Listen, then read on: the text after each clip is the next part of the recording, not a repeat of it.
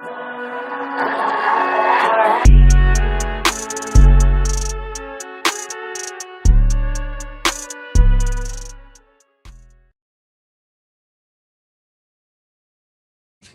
got you. I got you. Can you hear me? Yeah, I can hear you. What's good, big time? I'm chilling, man. I'm not even big time, man. I'm not even big time. You see, I ain't got no haircut. I'm poor. You know, I ain't got no haircut. You know, keeping it out the slums, man. What's up? I was about to say, hey, you see I threw the hat on, man. Hey, I'm right there with you. Yeah. I'm right there with you. Hey, at least we got hair and JT ain't got no hair, so we good. Hey, you know he gonna eat you up for that one. Hey, he gonna eat you up. It's cool. It's cool. Good, man. How you living though, man? Everything good? I'm good. Got my dad in town. He been in town since Monday. Okay. First time he been to Texas. He's at the house. Met my wife for the first time. Wow. Just met my mother-in-law. He just met her, and you know, we just been hanging, kicking it. He leaves tomorrow, so I'm kind of happy to do this interview today. Yeah. So that, you know, we have something to like share. You know, that will be out in the universe forever. You know what I mean? So it's kind of dope for him to be here and be a part of the interview. Sure. I've done a lot of interviews, but I think this one is probably going to be one of the best ones I've ever did, you know, mainly because I'm going to have my dad on it. You know what I mean? Definitely. I was about to say, man, where Pops at? We're going to have to get him to say a couple things. Yeah, well, I'm going to bring him on here. So make sure you have your shades on. You know, you notice I got my chain tucked. I was about to say, you got him tucked. Yeah, I got my chain tucked because he going to make me look bad right now. So I got my chain tucked. And, you know, if you don't understand what he's saying, just let me know. I'll be the translator, all right? I got you. All right, hold on. Come here. Yeah, come here. Huh? Come here. Yeah. Oh, yeah. Okay. Yeah, I see what we talking about. See what I'm talking about? I see what you talking about. He got the earrings in and everything. Yeah, you see the jewels? Yeah. Hey, go ahead and show him what you got on, Pops. Show him the wrist. Show him the wrist. Oh, okay. That's how we coming. Yeah. Hey, my man, he came to the States the right way. He said you came to the States. Yeah, when you go on vacation, you got to do your best, you know. He said when you go on vacation, you got to do your best. Hey, you made a grand appearance, right? You made sure they know who you is. I try to. I like to walk with my ranks, you know. You walk around with your ranks, you know, people kind of know, like, okay, here, you know, whatever. For sure. I don't want to be a nomad, you know. Right. I'm already knowing, man. So, nah, man, I appreciate you taking the time to be on this interview with your son, man. You know, I got the opportunity to play for Reem when I was at Morehead State as a player. And you know, I've known him ever since, man. So, you know, now that, you know, we recording this, man, and whatnot, you know, how is it for you, man? Obviously, it's been 4 years since you seen your son.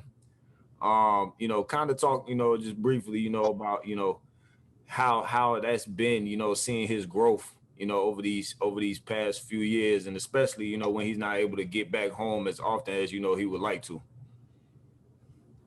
Oh, well, I really, you know, Jareem been in basketball for a lot of years. I've been following him for all these years. Me and him is real tight. I got 3 other sons, but he stick to me more than the rest of them. So, you know, it's like he loves me more than the rest of them. I don't know. But he shows it more than the rest of them, you know what I mean? So that's my boy. Me and him both had from time to time, and we agreed to disagree and stuff like that. But he's a real good kid, and I know he's gonna make it, and I know so far he's not really satisfied with where he's at, you know what I mean? Right. Because he wants to be head coach, and he works real hard, and he deserves it. And I really want things to happen for him before he's really old. I don't want him to wait till he's old to be a head coach or nothing. I want him to live life now. You know what I mean? The Bible says time is at hand, meaning the time is now. You know for sure. I like to see something big happen for him right now. I'm tired of seeing him being like somebody do more. You know what I mean? Right. For sure. I don't like that. You know what I mean? Exactly. One day, you know, the mighty God gonna bless him, and he gonna be top dog, and he be able to call his own shot. And then you know how to feel like his daddy, a boss. Deontay, you understood all that? Hey, I understood it all. Oh Hey, if my God. if I didn't understand anything, hey, I definitely understood the last thing. He said he going. Hey, you still chasing him? Yeah, definitely. Yeah. He said he wants me to be a boss like him. For sure, for sure. Hey, Reem. So for you, man, man, talk about how it is, like, how important it's been for you. Obviously, kind of give a quick background on where you from. For the people who don't know, and just like your dad said, you've had to grind it out and prove, yourself almost, your whole life, right?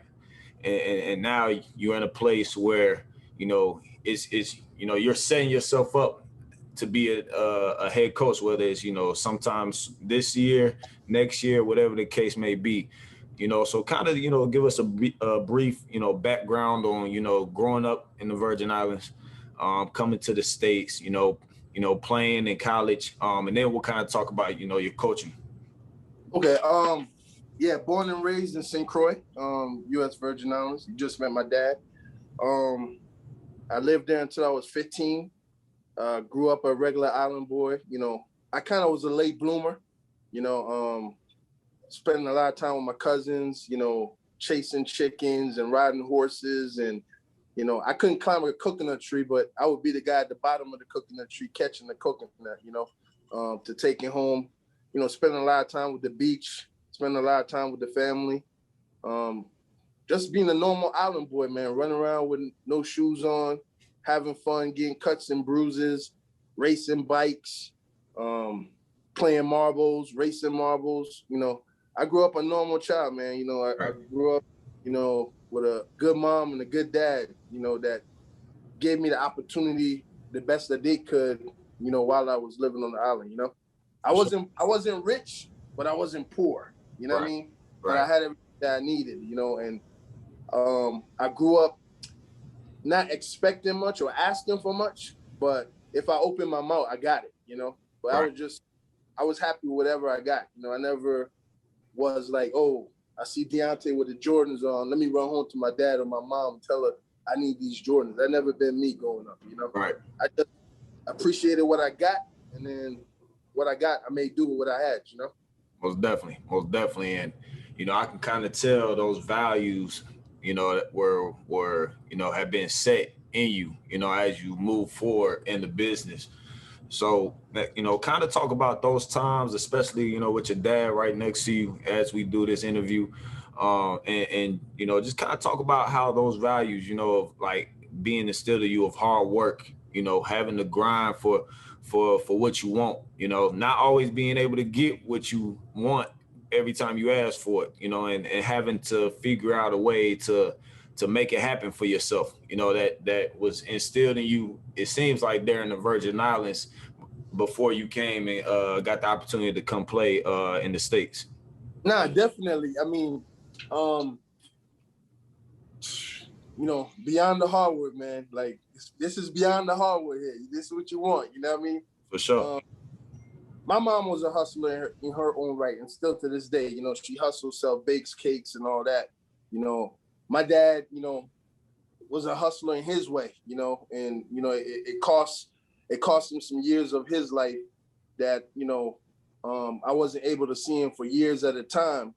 But the one common thing I learned from both parents and my grandparents is they always hustle and perfected whatever their craft was, and they were elite at it, Yeah. So I took that hustler mentality from both sides of my parents and used it in my life, in my line of work, to help myself and help others, help others first, and then in return it turn around and it helps me, I mean, how many years you spent in jail, Dad? 15 years of my life, my dad spent in jail, So, I've learned from his mistakes, it kind of, as he would say, he would call me a society boy, because, I did things the right way. You see him laughing, but I did things the right way because, I seen him make a few mistakes and I didn't want to make those mistakes, Mm-hmm. So I just cherish what I learned from my dad and my mom, and my grandparents, you know, everybody always just had their head down in whatever they were doing. For sure. They were focused on it, and that's what I was brought up around, and that's what's embedded in me, you know. Most definitely, and man, I'm glad you even mentioned that, man, because you know, just like your pops was in jail, you know, my real dad spent, you know, almost 15 years inside also. You know, went in when I was maybe anywhere from 4 to 6, can't remember the age. Didn't get out till I was 18. But you know, the one thing that I realized or I noticed about you is you and your dad have a good relationship, right? Really, right? And you know, a lot of people, you know, even speaking for myself, don't have that relationship, especially with their parents, even when they get out, right? Right? There's that disconnect from the amount of years that you miss with them. So, you know, so this question is kind of going to actually be for your dad. So, you know, kind of talk about, you know, how important it was, or let's kind of talk about the connection piece while you was in, right? How was it for you still being able to connect with Reem, you know, while you were spending that time behind bars, and what made it even more important now to get to this point, right, where y'all both sitting in the backyard of Reem's house, you know, just enjoying the weather, or you know, you getting to see, you know, the fruits of his labor start to come to fruition, right? So, you know, kind of talk about that piece, like how important it was for you to stay connected with him while you was doing that time, and what it's done for you. Well, really and truly, Jareem mom, you know, like, you know, I got like maybe 4 to 6 baby mother, and Jareem mom was the one I was in love with. You know what I mean? Mm-hmm. So I was telling him that he came out of a relationship so based on love. You know what I mean? And based on that, me and him had a strong connection from small. When he was real young, I used to smoke crack. I used to be locked up in jail. His grandmother used to bring him to jail to visit his uncle, well, along with me. And I used to see him. And I always know that he was something special about him. You know what I mean? Right. And when I came out of jail, the first time I came out, I saw him right in the back seat of his mom's car. And his baby brother was in the front seat. Wow. And that got me real pissed because, you know, he came first. You know what I mean? To hell, who came second? You know, so I got on his mom right away, and I said, listen, you can't got my son in the back seat because you're going to kill his self-esteem. You're going to make him think he's small, he's not good enough. And, you know, you got to put him up front. And I handled that one time. She put him up front. She put his little brother in the back where he belonged. And from then on, me and Jareem started growing together. He came over to my house every day. They lived down the road from me like maybe a half a mile. Okay. So he came to my house every day. We played basketball. We shoot on a bicycle rim, you know what I mean, in the yard, and fight cops. And I show him all the different stuff I know. I made bonars for him from scratch. I made caddy paws from scratch, and, you know, taking fishing and stuff like that. And we was always tight. Me and Jareem was always tight. Jareem know that when Jareem mom and me was breaking up, he wasn't even 4 years old. But his mom was pulling one arm and I was pulling the other. I remember that, Deontay. I remember that. Right now. You know what I mean? Yeah, Deontay, my dad had one arm and my mom had the other arm, and they both was pulling me, like trying to fight for me. Wow. What the heck is going on? But I remember my arms hurting though, that young. Right. Yeah, so, you know, me and Jerry, we had a special bond, you know what I mean? And, yeah. You know, he'll fight and he'll argue with me a lot, but he all sticks to me, you know what I mean? For sure. But, I hold my position. I'm not gonna, like, you know, a lot of times you come at me like he's superior to me or something, you know what I mean? And I gotta check. Right. Hey, kid roll uphill. I'm still a big dog, you know what I mean? There you go. You gotta give me my respect, you know what I mean? Yeah, you let them know you still sitting in the chair, right? Yeah, exactly. Yeah, don't hype him up, man. Don't hype him up, yo. Don't hype him up. Other than that, we both had like normal people, but we real tight. We have a good bond. He's a good kid. He's a real good kid. I can say he's my best kid. You know, he's kind of perfect. You know what I mean? And I knock him from time to time for being too systematic, too soft, and different stuff like that. But there's actually nothing wrong with it. Hey, Deontay, I mean, based on what you know of me, okay, but compared to his criteria, right? Based on what you know of me, would you consider me soft? Nah, not at all. Don't you stop. Hey, not at all, man. Hey, the Reem, go ahead, Reem.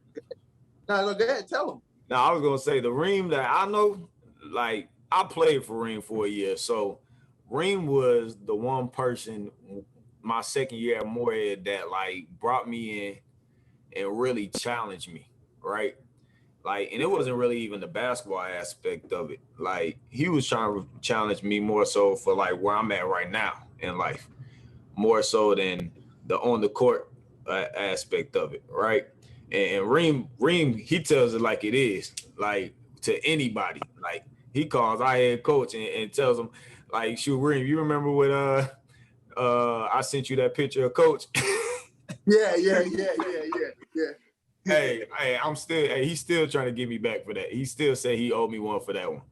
All right, but nah, from Reem's always been the type of dude that I've connected with just because Reem always he gonna keep it 100 with you about any situation, right? He ain't gonna sugarcoat nothing, and he does that with everybody. But as I've seen Reem, continue just to evolve and just grow, even over the years. Reem's shifted his what's the word I'm looking for, Reem? You shifted like your the way you approach things, right? Yeah. You shifted the way you approach things now with trying to help everybody. Whereas, before you could tell Reem only had like a little circle, like a real tight circle of people that he was like, yeah, if you ain't in this circle, like, hey, like you can't come in my house or type deal. Like now he tries to help everybody eat. So, Reem, man, as we keep moving forward, kind of talk about before we and before I might even really talk about. He wants to ask you a question. Yeah, go ahead. Who's you? Who am I? Yeah. What are you? So I'm an assistant coach at Tusculum University. Oh. So Reem actually helped me get into the business along with a couple other people, but he actually helped me get to Tusculum where I'm coaching with JT Burton. So Reem, you're gonna have to show your pops who the first episode. I got you. Yeah. You're gonna have to show him the first episode. But yeah, so I coach in Tennessee. But I've known Reem for 9 years now. Yeah.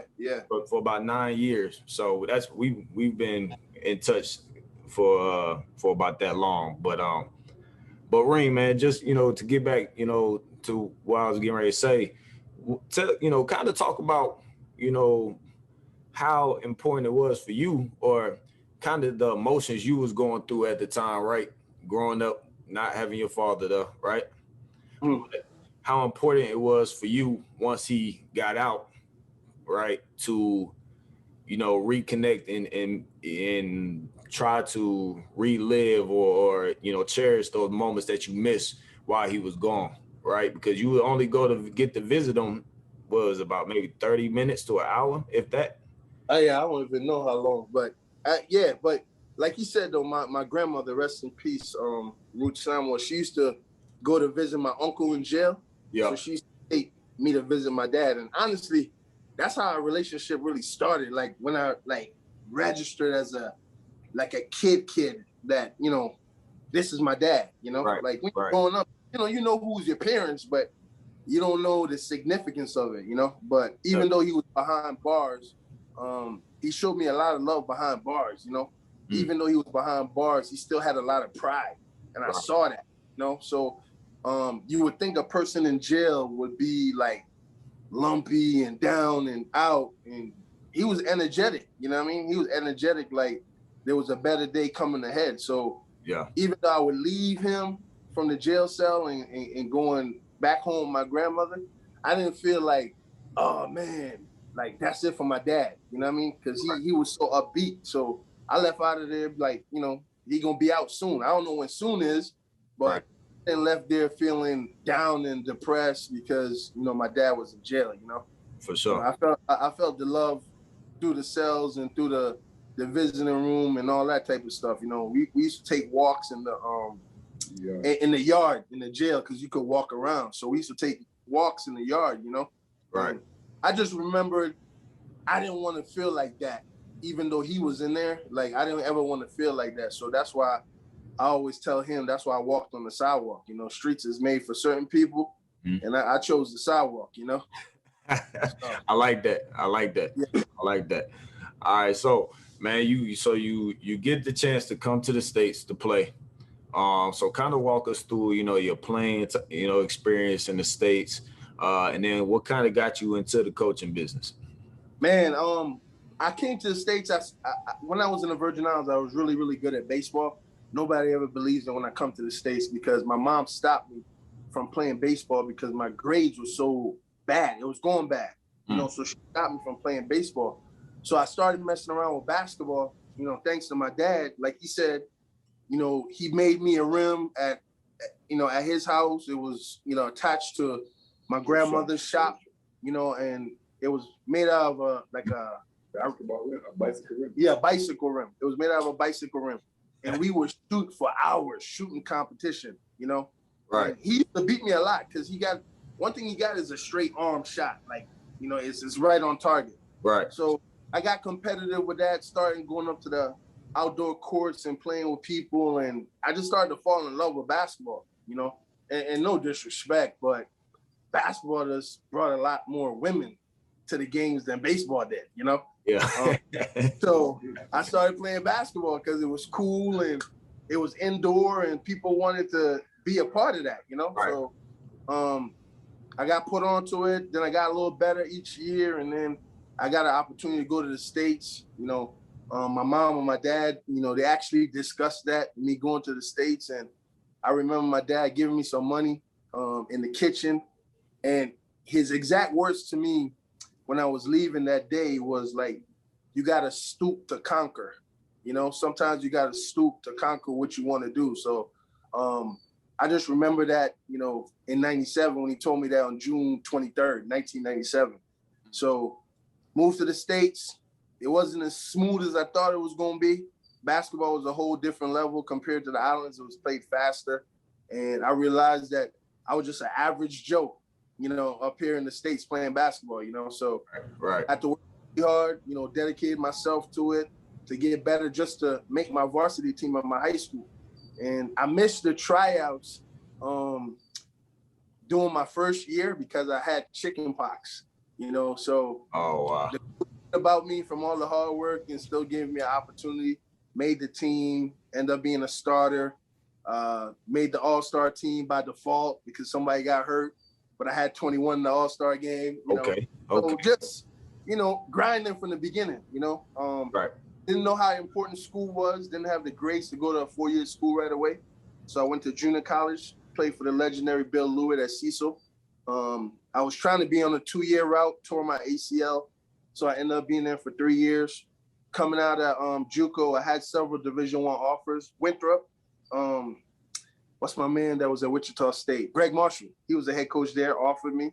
I had an offer at Ryder, and I had an offer at Maryland Eastern Shore. Yep. Ended up going to Maryland Eastern Shore because some of my Delaware boys, Aziz Ali, he was going there. So I decided to go there and play my years out there. Had fun playing, didn't win a lot of games, probably won 9 games in 2 years. And I just remember my last coach that I had there just left a bad taste in my mouth, with certain things that he did. Right. And I was like, if I get into college coaching, I could take up a spot for him because you know how limited it is in college sports. For sure.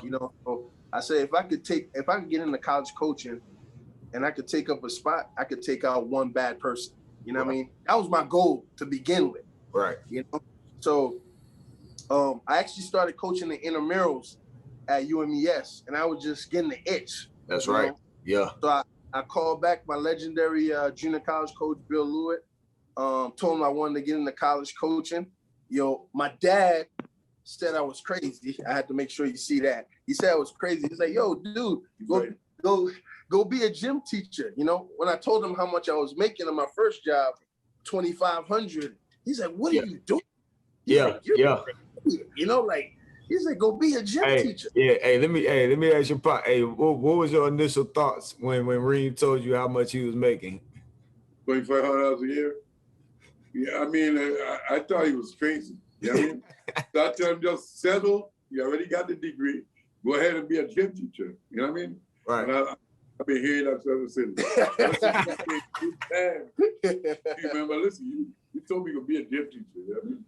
So he's right. He took his own journey. It was his life. He took his own, and he made it. He grind and he proved me wrong. And I'm not saying that parents don't give great advice, because they do. They, like JT. I think JT told me this before. I can't believe I'm quoting JT. He said, "I've been your age before. You never been mine. Haven't been mine." You know what I mean? Yeah. So that's to tell you how old JT is. He's 52. But like that. It didn't bother me that he said that. You know, I just knew what I wanted. You know what I mean? Right. And I use it as motivation. You know, not to prove him wrong and to shove it in his face. You know, just trying to show him like, yo, I could do this. You know, I'm gonna find a way to make this happen. You know, so sure. First job, $2,500. My part-time job was cutting grass at the time, so I had to get up at 6 a.m. and I was working lawn service. You know, part-time. Coach Lewis got me a job for 20 hours a week. So that was able to be enough for me to, live on the couch of one of my former teachers at that time. I was going to Walmart to go to the bathroom at night because the bathroom was in his room. It was one of those apartments. It was a one-bedroom apartment. So once he went to sleep and shut the door, it was a wrap. It was a wrap for you, yeah. Yeah, so thank God Walmart is 24 hours, you know. So right. if I had to go, I just drive around the corner and go to Walmart, you know what I mean? Right. But I grinded, improved every year, won a national championship there, helped kids graduate. And Coach Lewis told me, you got to show that you could be able to recruit. You got to show that you're able to graduate kids, and you got to show that you're able to maintain that level of success, you know? And he said you could do that anywhere between minimum of 3 years, max of 5 years. You could show what you're really made of. So after year 3, I think we were like 97-6 as a staff together. Right. Coach Lewis said, you've done all you can do for us here. You know, it's time for you to move on, you know? And he helped me get a job at Slippery Rock with Kevin Reynolds. Went there, had major success, you know, a lot of success with great players. And after I had success there, Kevin Reynolds did the same thing for me, like Coach Lewis did, you know, got me a Division I offer, you know? Right. You know who I work for, but I ain't gonna give him back and say his name, but you know who I work for. Right. You know, I'm thankful for the opportunity, but I ain't gonna give him back and say his name. But got in, earned my keeps, grinded, paid my dues, continued to grind, went on to Southern Miss, had success there. After Southern Miss, left, went to Tennessee for about 2-3 weeks, got demoted, you know, because, you know, as my dad thinks I'm a yes man to everything, but little do you know I'm not a yes man to everything. So I got demoted. And it wasn't a humbling experience because I wasn't ever cocky, you know what I mean? But it made me stand for something, you know? So I end up going back and working for Doc Sadler at Southern Miss after working at Tennessee for 3 weeks. And then went back to Southern Miss for Doc Sadler. NCAA investigation broke, you know, went through that process, went the prep school route for a year, created a prep school that didn't existed, had about 7 Division I players, had success. We even did a documentary on it. It was that good. Really? Yeah, my dad actually came up there, and I think he watched me coach twice or once, but he seen me win a game and lose a game. And boy, in that car ride on the way home, you would think he was Jeff Van Gundy. He was just critiquing me, man, you know? So, you know, then, you know, after that was done in the process, Coach Tang looked out for me. Coach Lewis looked out for me and helped me get back into the business after my investigation was over. Yeah. You know, been working for Grant McCassin ever since. You know, went with him to Arkansas State. Thankful that he gave me a job, his first Division I head coaching job. Right. So, you know, that's a serious thing, you know, for somebody to hire you in that situation. And exactly. Him, Ross Hodge, James Miller, great relationship there. And then went on to North Texas and been here ever since, you know. And just been having great success with it. And the biggest thing I've learned now, looking back at the younger me, I'm not chasing titles. I'm not chasing money. Right. My dad just said this to my stepmom in there. It's about happiness, you know? For sure. And I'm working with a staff right now that my happiness is at an elite level. You know, Ross Hodge, Matt Brower, rest in peace, Nelson Haggerty, Grant McCaffrey, a great leader. And that's what it's about for me right now. You know, my dad got on me because, you know, I turned down a job for $400,000 a month or two ago. Yeah. And, you know, he's looking at me like it's crazy. Like, yo, he could make that money. I said, yeah, but then I could lose that job in a year. You know, I'd rather stay around people that I trust, and I know people that trust me. Right. You know, so for any young coaches out there listening, you know, the bag gonna be there if you're doing the right thing. You know, like the bag I'm getting now, it's a big bag for me. My dad is calling me rich right now, the bag I'm getting. Right. So I don't need him to call me filthy rich for the bigger bag. You know what I mean? I'm cool, I'm humble, I'm happy with what I'm getting right now. And I'm just happy being happy. You know, I got a beautiful wife that I get to spend a lot of time with because I work with a great staff. Right. And that's important to me, especially early on in our marriage. You know, like we establishing our culture as a marriage couple, and I don't think I would be able to do that for any other staff other than the staff I'm working with. And you know, I know I could do it with Coach Tang. I know I could do it with Bill Lewitt if they're head coaches. You know, Alvin Brooks. Shout out to AB. Be ready. You know, I couldn't work for AT. You know, I don't want to work for anybody shorter than me. So, hey, but he got the tallest staff in the conference. So, hey, it makes him feel big time. You know. Yeah, he needs bodyguards as short as he is. Hey, it's been a journey, man. You know, and I've worked with great people, man. Shout out to Adam Howard. He just got the associate head at your old school, South Alabama. You know, shout out to AB, shout out to Coach Tang. Those guys and Be Ready, man. Like seeing you grow through Be Ready, seeing you doing your podcast, you know, Beyond the Hardwood. It's just special, man. That's what it's about, you know. My dad said to me the other day in the car, he said, "Don't you get tired of helping people all day? That's all you do." And I get tired, but it gives me energy though. You know what I mean? Like it gives me positive energy. So that's what I want around me is positive energy. I don't want negative energy, you know? So definitely. If I could push out positive energy into the world, I feel the wind will blow back my way someday. You know what I mean? Most definitely. Most definitely. And it's obviously there's enough negative energy out there that we got to go through on a daily basis. So, you know, and that's one thing that, you know, out of everybody I know in the business, you know, you're the one person that's all about spreading love and spreading positivity, no matter. For the right people, though. Don't get it twisted. For the right people. Exactly. Exactly. Yeah. For the right people. It looks like it's everybody, but it really ain't everybody. The circle's still small. It looks big. Right. You know, in the family now, shout out to Be Ready, but it ain't that. You know what I mean? Most definitely. Yeah. But man, you know, I want to kind of harp on something that you know, like we're not gonna dig too deep into it, man. But you know, when you mentioned about getting demoted at Tennessee, you know, I remember, you know, we talked briefly about it. You said that you reached out to Tang, and you know, the one thing you realized that was kind of like a time where you said it was a humbling time because now you had to ask yourself, you know, you had to be true to yourself, right? And really find out, you know, because you go from assistant coach to player development, if I'm not mistaken. Player development, yeah. Right? Shout out to JT. He took my job after I left. Well, that, right. Yeah. He subbed in for you, right? Yeah, he subbed in. But you know, during that time, man, how important was it for you to really look yourself, you know, in the mirror, you know, call your mentors like Coach Tang, and really define yourself, because you could have easily stayed and been miserable, right?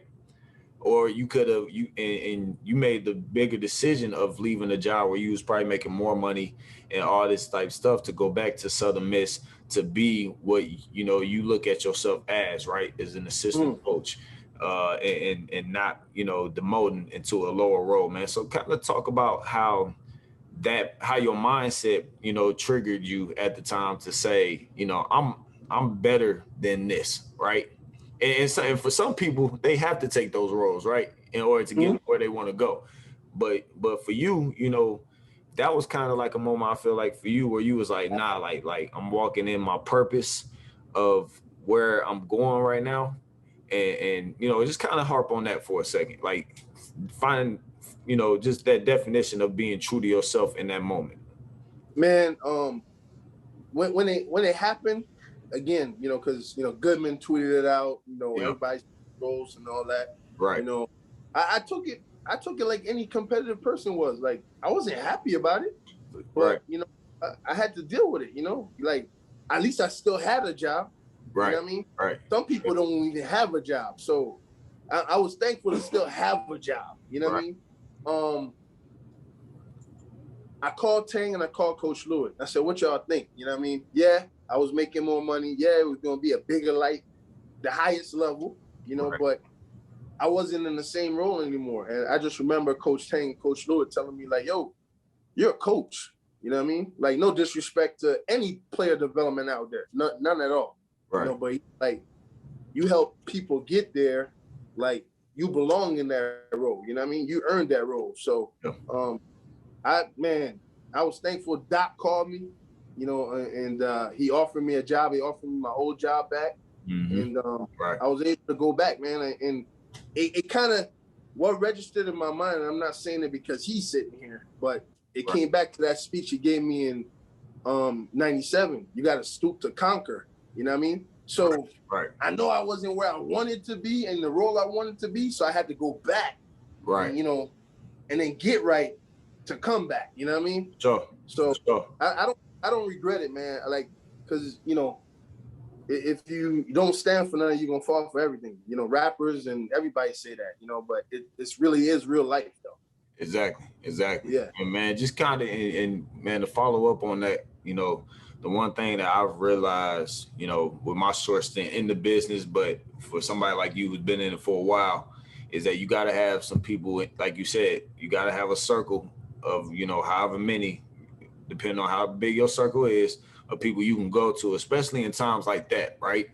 Where you're going to trustworthy people that, you know, got your back no matter what, man. So kind of harp on how important it is to have that circle like you, Coach Tang, right? AB, you know, even though, you know, we joke about Coach all the time, JT, right? You know, these people that, you know, are older, right? Been through it, right? And now, you know, you got these people that you can lean on to go to about anything in life. Even your dad, as he sits right here, right? Doing this interview, you know, so kind of talk about how important it is, especially for young guys like myself, to have like, you know, OGs like you, AB, you know, Coach JT Burton, you know, Tang, and so forth on. Just kind of harp on that for a second. Man, like people don't understand how important it is, man. It's really important to have a strong group of people around you, you know, and like they always say, I can tell you how far you're going by the people you're around, you know? Right. Who don't want to follow Coach Tang? Who don't want to follow AB? Who don't want to follow Ross Hodge? You know what I mean? Adam Howard. Like, them is dudes that I trust and believe in, you know? JT Burton, I trust and believe in him. Like, I know he's grinding to get to where he wants to get to and where he belongs, you know? But I just lean on them because they all have different opinions, and I take the best of their opinion and use it the best way I see fit for my life. But the one thing I know about all those people that I just mentioned, like they always got my best interest at heart, you know, and it ain't got nothing to do with basketball, you know. Exactly. Adam, Ross Hodge, Jerome Tang, Alvin Brooks, JT Burton, you know, my guy Tez, man, that is not in college sports, you know, but I do that call for everything. My dad knows, you know, my dad actually wears his clothing line 24/7. March 4th, the brand, you know, so call him, I call my guys Z and Lopez, and that's pretty much it, man. I got a small group, man, and I'm thankful that Coach Tang introduced me to AB because, as you know, AB was a quiet dude, so like I couldn't read him or nothing like that. Right. And Corona made us Corona brothers, you know what I mean? Not that we both had COVID, but because of Be Ready, and then now we real brothers, man. You know, shout out to AB and his beautiful wife and his 2 sons, man. That dude has done a lot for me that he don't even know about, you know, and all that is off the strength of Coach Tang, you know. So it's just important to have great people, man. I learn from my staff every day, man. Ross Hodge and me, we build every day. You know, we talk nonstop all day. And I think it's important to talk to people in life, not just about basketball. My dad and my wife think basketball is all I do, but it's really not, though. You know, it seems that way on the surface, but there's a lot of stuff that goes on beneath the surface that I might not share with them. And, you know, they get mad at times because I'm not forthcoming on information. You got to ask me a question to get an answer. I ain't just going to give you the answer, you know? Right. No, man, that's love, man. That's definitely love. And you know, as you've continued to progress, or as even with me, seeing you just continue to climb the ladder in the business, you know, the one thing that, you know, I talked about with JT on the previous episode, right, was about, you know, the legendary trip you and him made, right, where, you know, you kind of put him on in regards of him just seeing how you connect with your players. You know, that's one thing that you do too, right, is that, you know, and we'll make sure at the end of this to make sure you shout out all your social media handles and everything, all right? keep building that platform, but like you really active on social media, right? And again, it goes back to you being true to yourself. You don't feel like you got to be blue collar, right, and tweet something that everybody's gonna like, right? You're a guy that's gonna tweet whatever comes to your mind, right? Respectfully. But it's gonna be exactly how I feel. You know what I mean? Exactly. And I'm gonna post the people on social media I care about. I'm gonna post what I think is cool for me in that day, in that moment. It might be too excessive for some people, but that's okay. I don't want everybody to like what I do and how I do it. As long as the people that I work trust me and they're okay with it, and I'm not offending them, I'm Gucci. You know, I'm cool. Most definitely. So that's important to me. You know. Yeah, most definitely, and that carries over into the recruiting aspect for you, right? Right. Yeah. Even with, like, you know, your relationship you've got with Javion Hamlet, right? Or your previous players, former players. You know, that's the one thing that JT really harped on, is that, you know, that you opened his eyes to how important it is to have relationships, you know, not only with your staff, but most importantly with the players that you bringing into the program, man. So, you know, kind of talk about how, you know, for somebody such as yourself, because you're older than these dudes, right? But you still listen to the same music, right? You rocking, your chains probably cost more than they chains, right? Right? And we know Pops got on more money than all of us. Yeah, he definitely does. Hey. So, hey, man, so kind of talk about, man, how important it is, especially to be able to relate to your players, right? And even if you can't relate to them, figuring out ways to, you know, really dissect and get, you know, find the areas of their life where they need the love and the most, because some dudes that you do bring into your program do need that type of, you know, that outlet outside of just being coached on the court. Yeah, you know what's funny? I think my dad and my mom, my grandparents, my family, just in general, being as though my family hasn't always, you know, being the perfect example as far as, you know, getting in trouble, getting incarcerated and all that stuff. I'm not embarrassed by that, but with me growing up through that, like, my players can't come to me about no street life and, you know, try to fake me out on what I actually live. You know what I mean? For sure. So because I actually lived it, and they get to see my dad in his light, in his element, like most people expect my dad to probably be in a button-up shirt and all that. No, this is my dad, and I love who my dad is, and that's who my, you know what I mean? Like, he always tell me we don't get to choose our parents. You know what I mean? So I'm gonna be parents that God gave me, you know, and no matter what mistakes they made in their life. So with that being said, just from my family trials and tribulation, I think I'm able to read kids at an elite level because I've experienced all the trials and tribulations, you know? Like my dad told you, how long was you on crack, Dad? 12 years. He was on crack for 12 years. You know what I mean? Like my dad was on crack for 12 years. Like, so like, it ain't nothing for me to be embarrassed about. And while my dad is one of my biggest heroes, even though we butt heads and we disagree on a lot of stuff, but we love each other at the end of the day. Right. Is because if my dad could be on crack for 12 years and then all of a sudden go cold turkey and stop one day and haven't touched crack in how many years? 31 years. He been crack free. You know what I mean? Yeah. Like, bruh, you missing a shot in basketball? That ain't the end of the world. That's not hard life. That's easy. Exactly. You missing the line drill and all that, like, I'm gonna help you get through this. You know what I mean? Sure. I seen what my dad been through, you know what I mean? And I seen what my parents and my family been through. So seeing my people get it from the bottom, and a lot of people like to say out the mud, I'm gonna say out the sand because we from the islands, you know what I mean? We surrounded by water and beach. So for sure. we get it out the sand, you know what I mean? So I just feel like I always want to be able to relate to my players.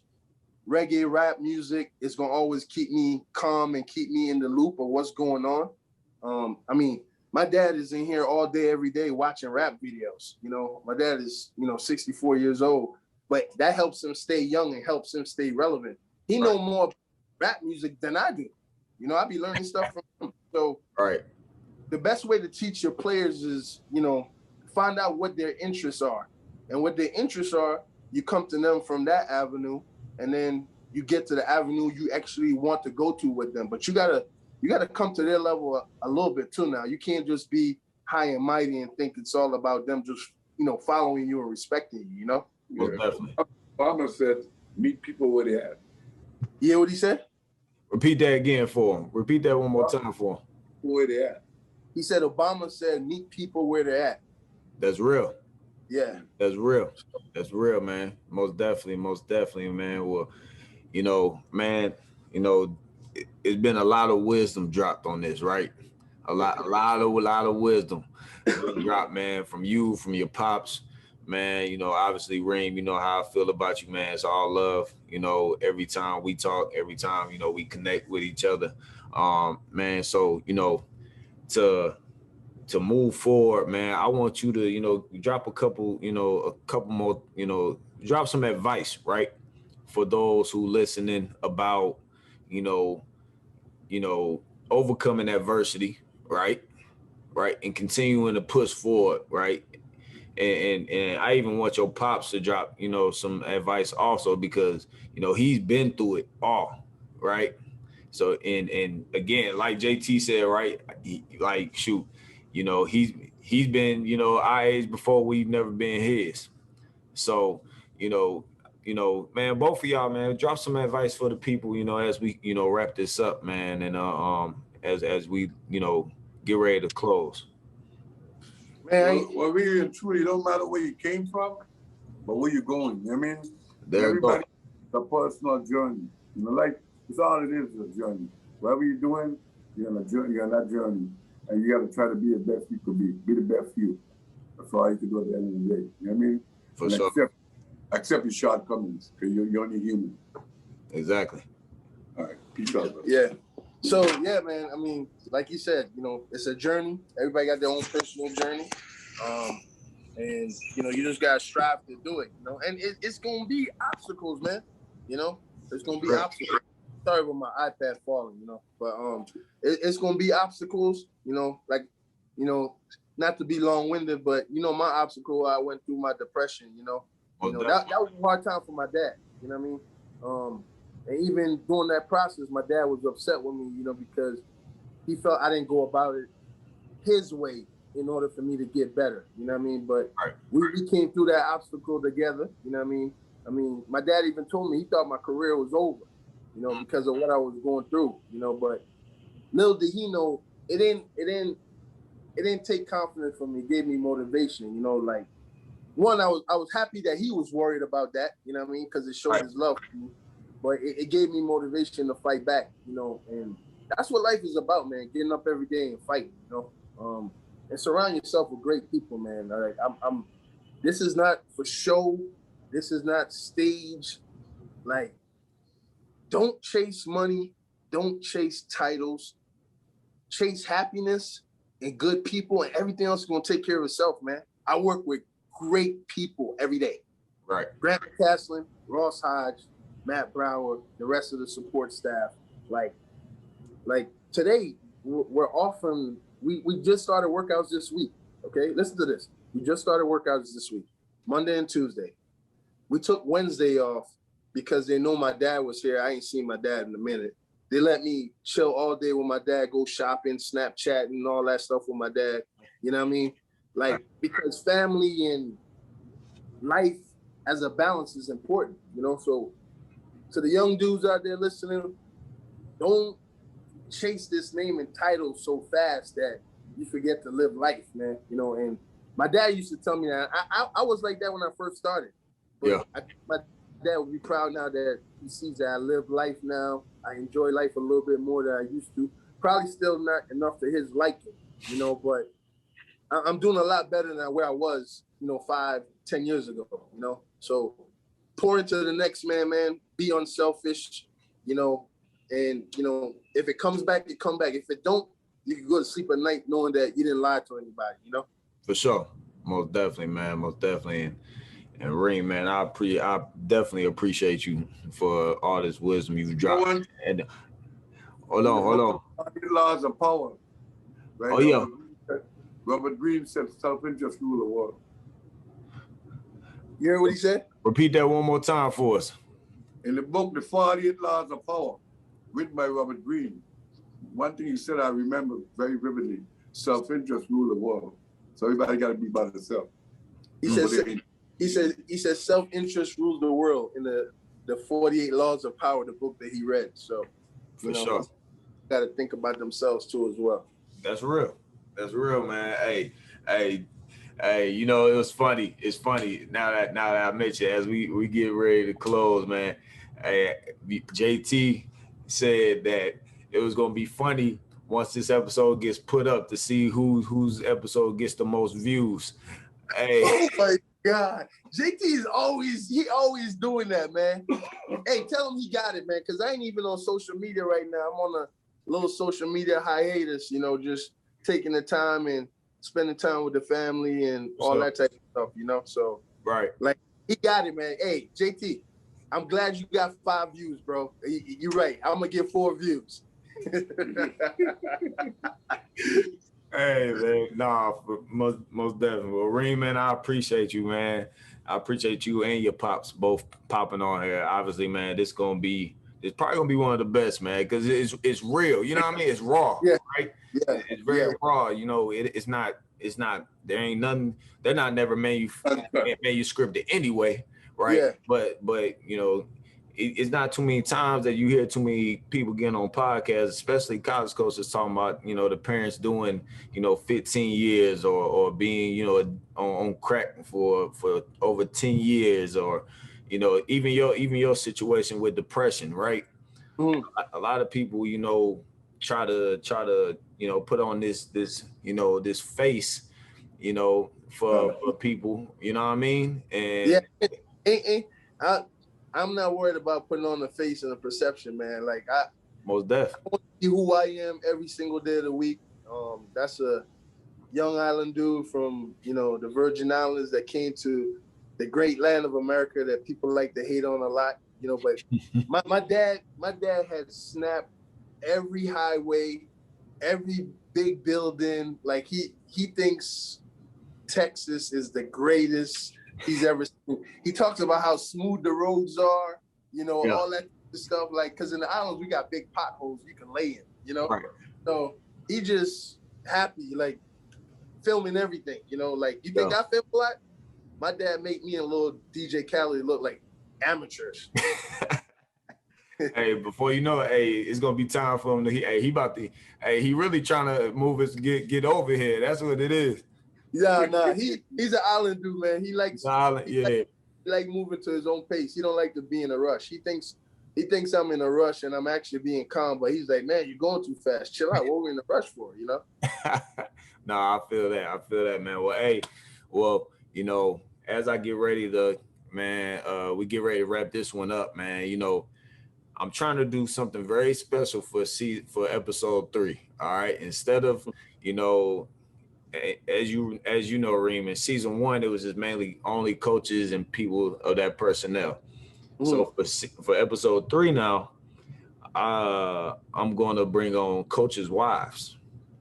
Oh, yeah. Hey, talk about that side of the spectrum, right? Oh yeah, you about to really turn it up. Hey, I told you, hey, we about to crank that thing up one more time. You feel me?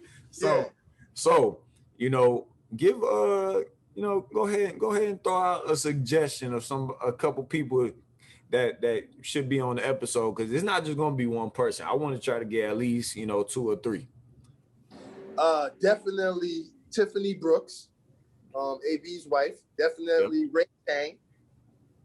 Definitely Carla Burton, because she got to deal with JT. For sure. Man, my wife, if she's up to it, you know, there's a lot of amazing wives out there, man, you know, that needs to share their story, because this journey ain't easy, and we can't do it without having great wives beside us, you know. So that's dope. I'm here for it.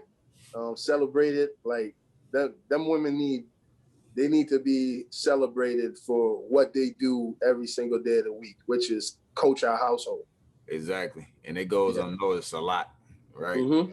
You know, so, you know, and that was, you know, the idea behind it. So I think it'll be a really, really good, you know, way to see their side of the spectrum. I'm glad you doing this perfect. You did me after JT, which is a bigger deal because I'm taller than him. And then you're doing the wives after me, because they're the biggest deal of it all. So this is dope. You're doing it right, man. From the shortest to the biggest. I got it. I like it. Hey, JT gonna love that one. Hey, he gonna love that one, man. Hey, well, Reem, man, I appreciate you and Pops.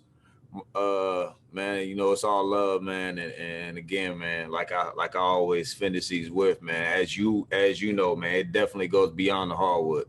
At the end of the hardwood, bro. At the end of the day, man. So with that, because oh boy, he wants to be long-winded.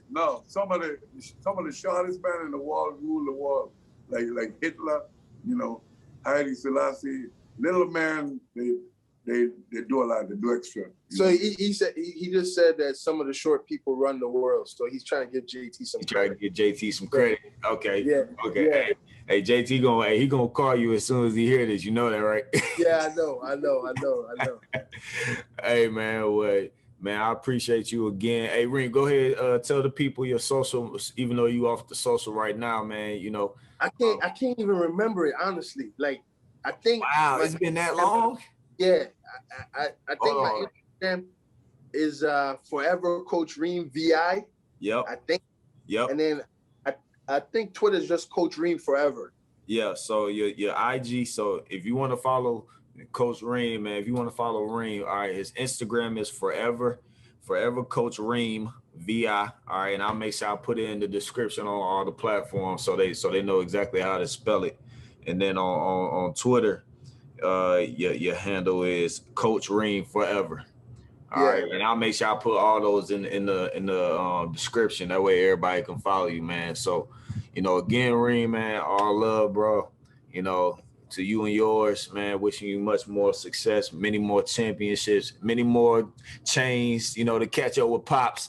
You know, I got my chains. I just didn't want to have them in front of him.